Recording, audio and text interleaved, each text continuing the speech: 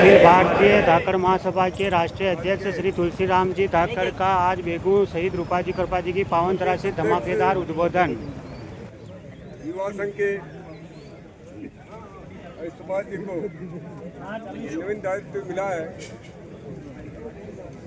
उस दायित्व में पधारे हुए हमारे सहयोगी राष्ट्रीय महामंत्री संजय जी, युवा संघ के महामंत्री राष्ट्रीय विनोद जी, युवा संघ के प्रदेश उपाध्यक्ष प्रकाश जी, राष्ट्रीय संगठन मंत्री ओकार जी, बाला शंकर जी प्रचार मंत्री गीता लाल जी और युवा टीम के सभी, उनके सबके नाम लेना संभव नहीं है, सभी पदाधिकारीगण और गांव-गांव से पधारे हुए स्वजाति बंधु। चौथला पंचायत के देश पंचायत के अध्यक्ष छगन जी और सभी बंधुओं, आज 15 जून अखिल भारतीय धाकड़ महासभा का अधिवेशन इंदौर की धरती पर हुआ। तो किशन जी कह रहे थे कि दो महासभाएं चल रही है। महासभा दो नहीं है, महासभा एक ही है, जो 1957 से लेकर निरंतर मतलब जो है अपना कार्यकाल पूरा करती हुई आ रही है। अभी अभी जो 8 फरवरी 9 फरवरी को कोटा में अधिवेशन हुआ था, उस वक्त उस महासभा के अधिवेशन में भी मैंने मंच पर खड़ा होकर एक ही बात कही थी कि ये जो अधिवेशन हो रहा है, ये अधिवेशन अखिल भारतीय धाकड़ महासभा का 32वां अधिवेशन नहीं है, ये अधिवेशन श्री धाकड़ महासभा का पहला अधिवेशन है। इस बात को किसी ने गौर नहीं किया, पर जब क्योंकि मैं 1986 से अखिल भारतीय धाकड़ महासभा मेरे रग रग में बसी हुई है, मुझे पता था कि वास्तव में अंदर खाने क्या चल रहा है, जो समाज को किस प्रकार से भ्रमित किया जा रहा है, वही बात भगवान धरणीधर ने उस वक्त मेरे मुंह से निकलवाई। और फिर आपने देखा कि 15 जून को जो इंदौर की धरती पर अधिवेशन हुआ, उस अधिवेशन में वास्तव में अखिल भारतीय धाकड़ महासभा का 32वां अधिवेशन था। क्योंकि जिस प्रकार से वहाँ जनता, यहाँ तो राजनीतिक जनता थी कोटा में, तो क्योंकि मैं कोटा का रहने वाला हूँ, और राजनीतिक क्षेत्र की बात करें तो 1975 में इमरजेंसी में मैं डीआर में बन रहा हूँ। मेरे बराबर यहाँ के जो कोई मंत्री एमएलए होंगे वह भी इतनी प्रताड़ना नहीं झेली होगी उन्होंने 75 में, जब 1975 में हमने करंट तक झेले थे केवल भारत माता की जय के नारे लगाने के बाद। तो बंधुओं, इस समाज में आज जो क्रांति आई है, मैं तो उस चीज़ को बहुत बढ़िया मानता हूँ कि इंदौर की धरती पर 5000 आदमियों 7000 आदमियों के बीच में जिस प्रकार से चयन किया गया, आप बहुत से लोग उसमें पधारे होंगे, आपने वहाँ का देखा होगा कि जनता के बीच में जनता से मतलब हाथ खड़े करवाकर समर्थन मांगा कि साहब हम यह कर रहे हैं, आपको मंजूर है, सबने हाथ खड़े किए, वो आशीर्वाद दिया। मैं आपको ये आश्वस्त करना चाहता हूँ देवरे पर खड़े होकर कि वास्तव में धाकड़ समाज में जिस प्रकार की राजनीतिक कुछ चेष्टाएं चल रही है, क्योंकि एक पार्टी के गिरवे रखना के जो परिपाटी चली हुई है, उस परिपाटी को हमें तोड़ना होगा। क्योंकि हम किसी पार्टी के गुलाम नहीं है, हम विचारधारा के गुलाम हैं। विचारधारा में भी अच्छी जिसकी विचारधारा है, अच्छा जो व्यक्ति है, उसका साथ हमें देना होगा। क्योंकि आज हम राजनीतिक चर्चा नहीं करेंगे, क्योंकि राजनीतिक चर्चा करने के लिए हम राष्ट्रीय कार्य समिति होगी, प्रदेश कार्य समिति होगी, युवा संघ के सभी संगठन के लोग मिल बैठकर बहुत जल्दी हम आपके क्षेत्र में मेवाड़ में वानेड़ा बालाजी बैठने वाले हैं, क्योंकि युवा संघ के प्रदेश अध्यक्ष शोभा लाल जी बने हैं, इनको भी समय मिलना चाहिए 1.5 महीने का, कि ये भी अपनी कार्यकारिणी को वहाँ तहसील स्तर तक पहुँचाए। क्योंकि आज इनके घोषणा होने के बाद में इनकी घोषणा के लिए भी, क्योंकि कंप्यूटर बहुत थे, आप क्या सोच रहे होंगे कि शोभा लाल जी ऐसे ही बन गए, ऐसे नहीं बने बंधुओं, क्योंकि हर जगह से नाम आ रहे थे। मैं 2 दिन तक बड़ा परेशान रहा। लोग मुझे 12-12, 1 बजे भी मतलब फ़ोन करते थे कि साहब फलाने आदमी को प्रदेश अध्यक्ष बनाओ, फलाने को प्रदेश बनाओ। मैंने एक ही बात उनसे कहा कि जो समाज हित में होगा वही निर्णय होगा, और समाज हित में ये निर्णय मैं इसलिए मानता हूँ कि मुझे जो तर्क दिए गए, संजय जी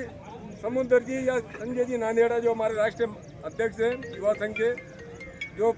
संगठन महामंत्री है समुद्र जी पटेल, और ये संजय जी राष्ट्रीय महामंत्री है, इनकी तरफ से एक विचार आया।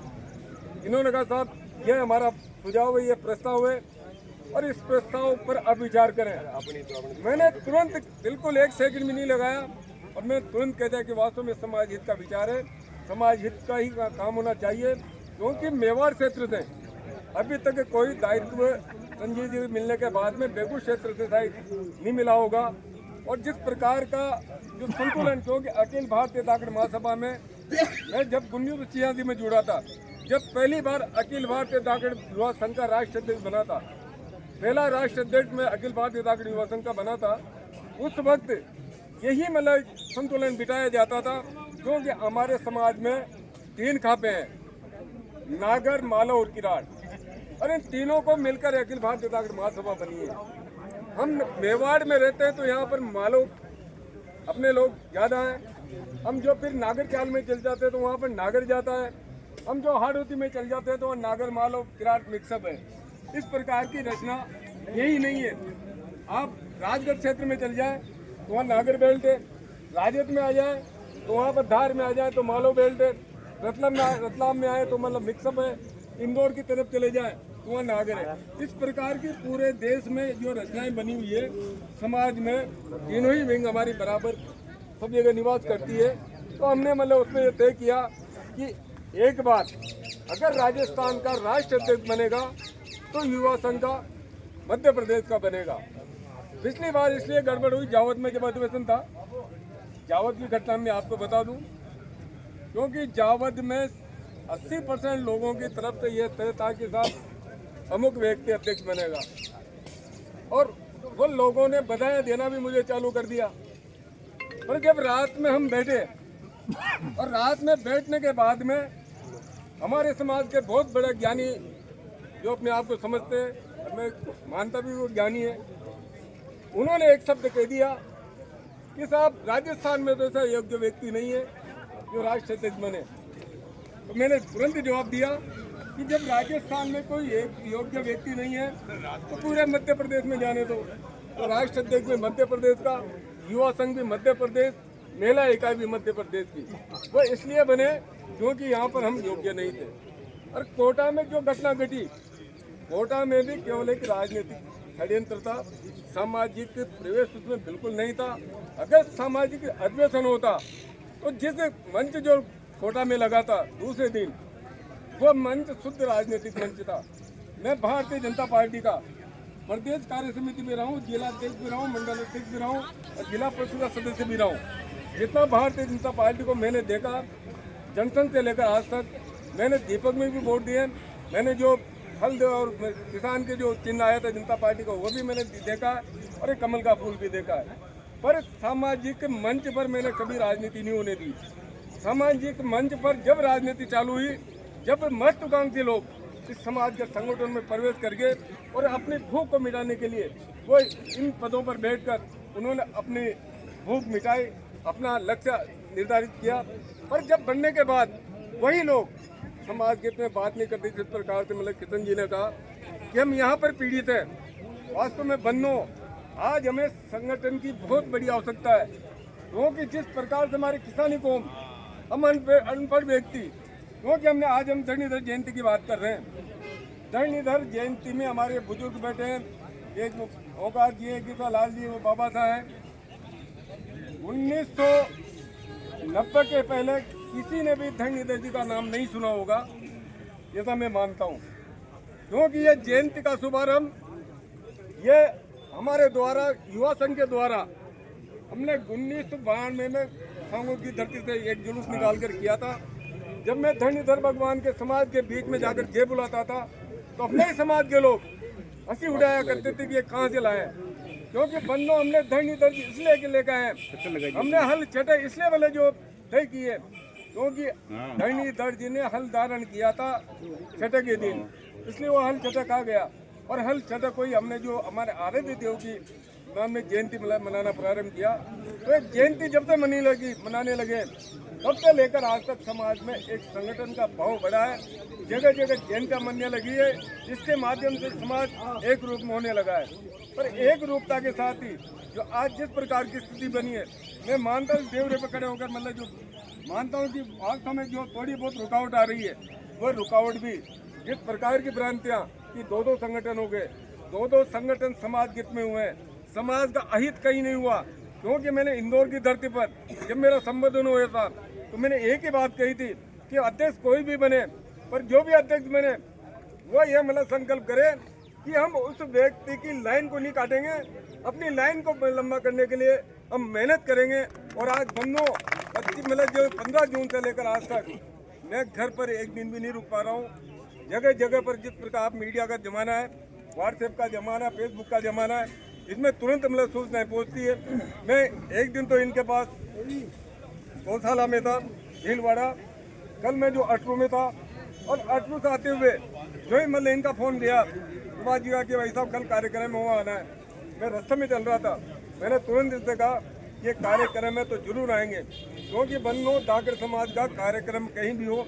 अपने को मतलब जो ही मालूम पड़े चल जाना चाहिए। क्योंकि आज चित्तौड़ में जो कैलाश जी धाकर की जिस प्रकार से हत्या हुई थी, उसमें मात्र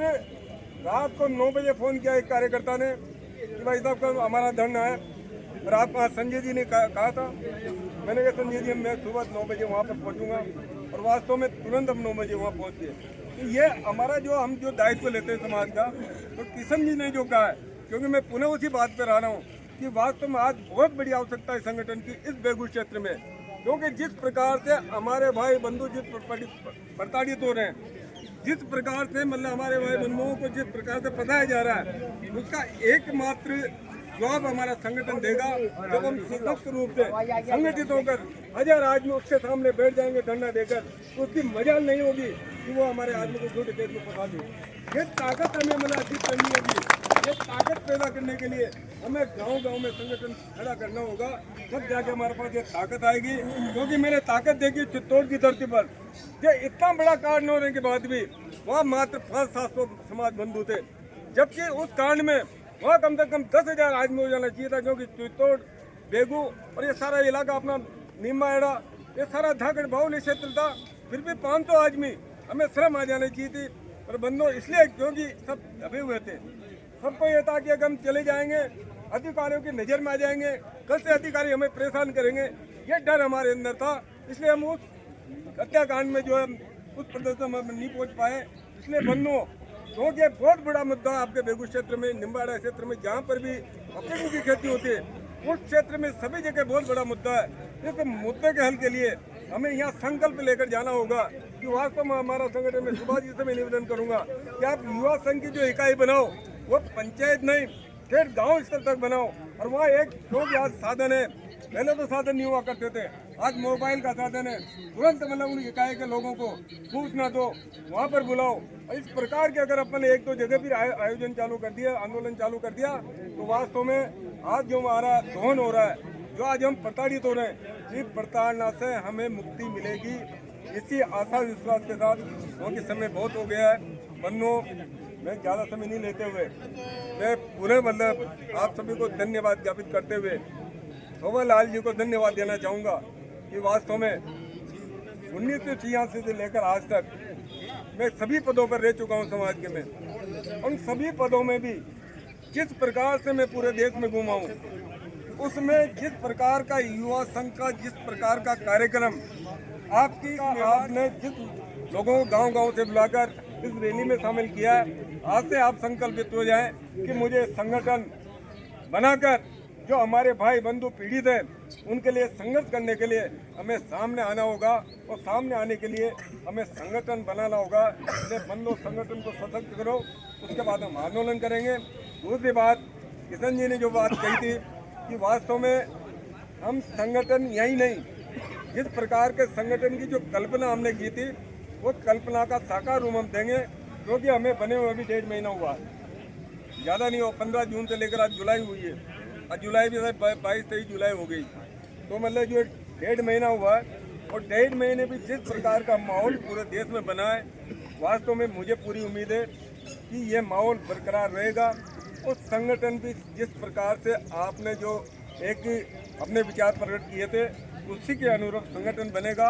और संगठन केवल संगठन के नाम से नहीं बनेगा, संगठन एक संघर्ष करने वाला संगठन बनेगा। इसी आशा विश्वास के साथ जय धरणीधर, जय धाकर।